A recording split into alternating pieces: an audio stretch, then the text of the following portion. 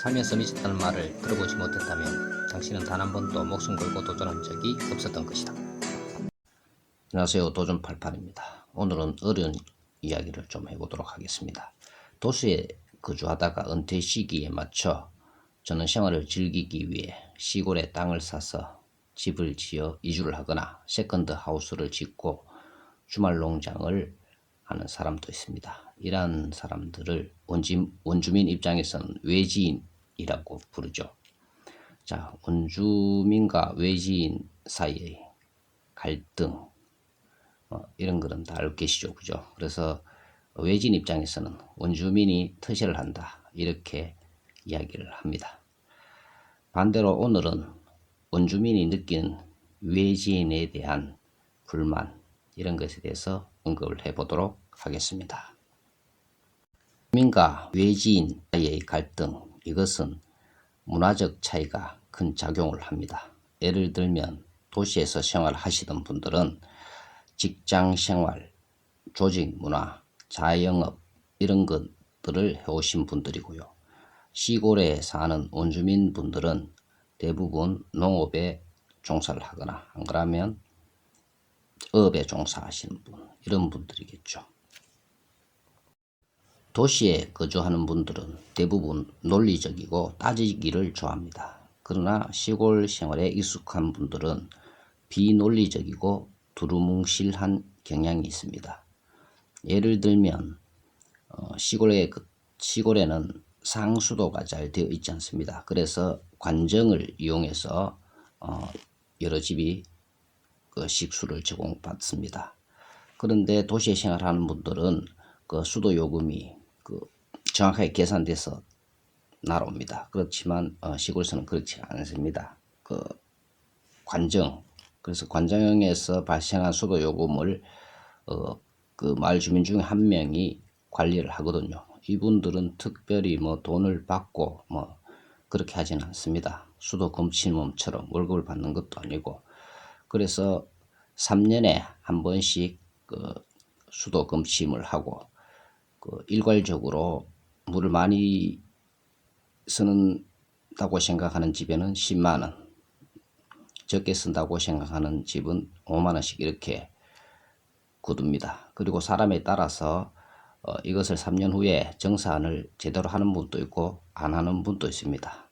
이거에 대해서 외지인들은 불만이 많고, 왜 그렇게 하느냐, 형평성에 맞지 않는다, 이렇게 생각을 하거든요. 그래서 그것을 막 따지게 되고, 이것을 어떤 분은 문서화하자 이렇게 이야기를 합니다. 그런데 시골에 사는 분들은 그냥 약속이지 문서화 이런 것을 좋아하지 않습니다.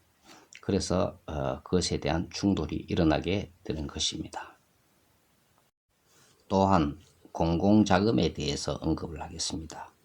시골 사람들은 유난히 아끼는 경향이 많습니다. 그래서 10원짜리 하나라도 아끼고 이렇지만 실제로 공공자금, 마을 발전을 위해서 공공자금을 내라고 하면 돈 액수가 좀 되더라도 그냥 당연히 내는 게 맞다고 생각하고 이것을 냅니다. 그런데 외지인들은 이것을 꼭 따지게 됩니다. 그 공공자금이 어디에 서 있는지, 왜 그렇게 많은 금액을 문서화도 하지 않고 영수증도 없이 거두느냐, 이렇게 이야기를 하게 됩니다. 그래서 따지기를 좋아하게 된다, 그렇게 비칠 수도 있는 것입니다.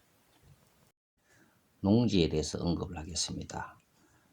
원주민이 맹지인 땅을 소유하고 있습니다. 그럴 때는 어떻게 하냐, 농사를 짓기 위해서는 도로 옆에 붙은 그 땅을 거쳐서 들어가서 농사를 짓게 됩니다.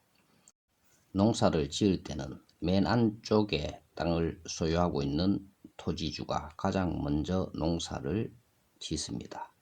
그래서 농기계가 가장 먼저 들어가야 되지 않습니까? 그죠? 가장 먼저 들어가고 그 다음 집, 그래서 도로가에 붙은 농지 소유자가 가장 늦게 농사를 짓고요.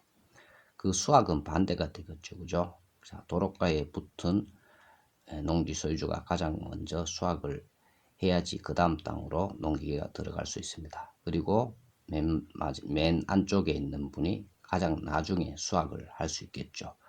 뭐 이렇게 그 관습처럼 해왔고 그것은 모두 다 그 수긍하는 그런 것입니다.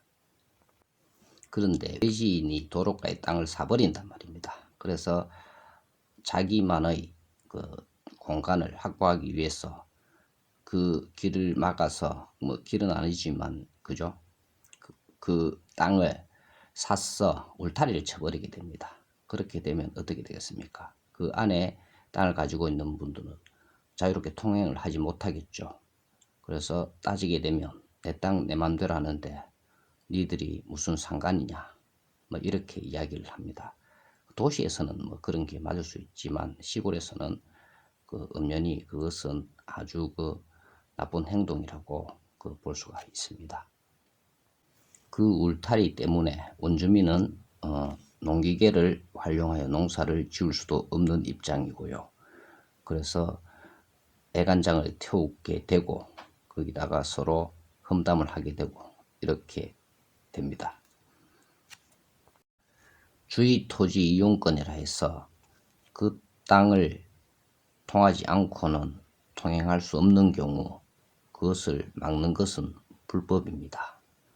그러면 현지인들이 고소나 고발을 하면 되지 이렇게 말할 수가 있습니다. 그러나 원주민들이 이 고소라든지 고발 이러한 것을 매우 꺼려합니다. 그리고 또 그들도 고소 고발 이런 것을 잘 하지 않습니다. 오히려 고소 고발하는 사람을 아주 그 나쁜 사람이라 이런 문화적 그 사고의 차이가 있기 때문입니다. 대부분 시골 땅은 도로 여건이 좋지 않습니다. 땅을 사서 집을 지은 데까지 가기 위해서는 도로 폭이 일정하지가 않을 수도 있습니다.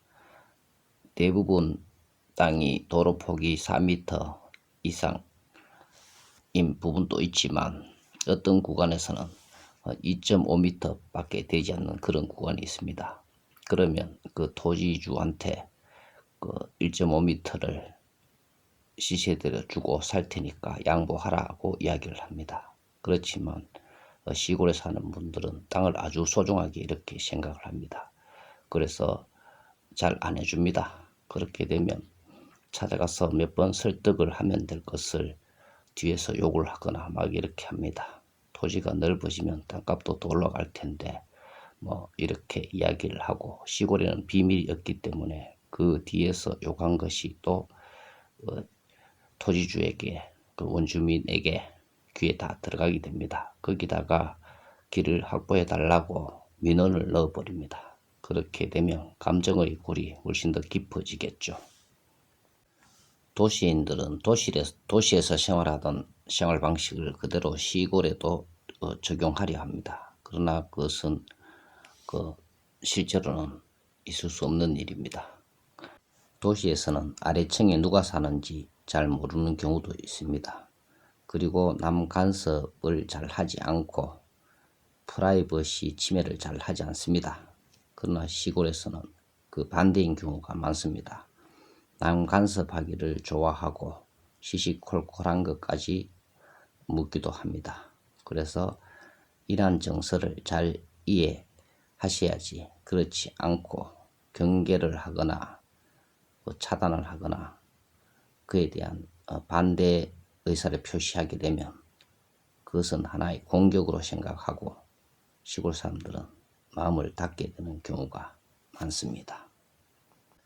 원주민 이야기에 의하면 도시에서 이사 들어온 외지인이 자기가 도시에서 한때는 잘 나갔다고 이야기를 하면서 은근히 원주민을 농사 짓는다고 비하하거나 무시하는 발언을 하는 경우가 있다고 합니다.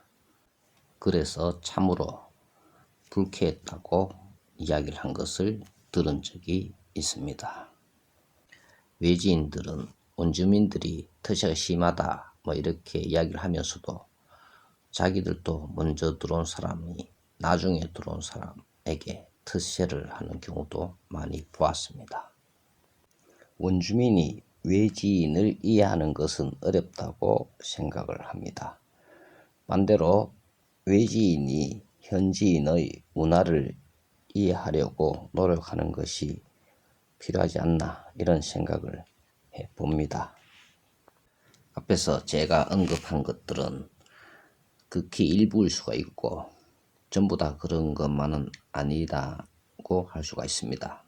그리고 현지인들이 외지인을 도와주려 하는 사람들도 많다는 것을 명심하십시오. 감사합니다. 도전88이었습니다.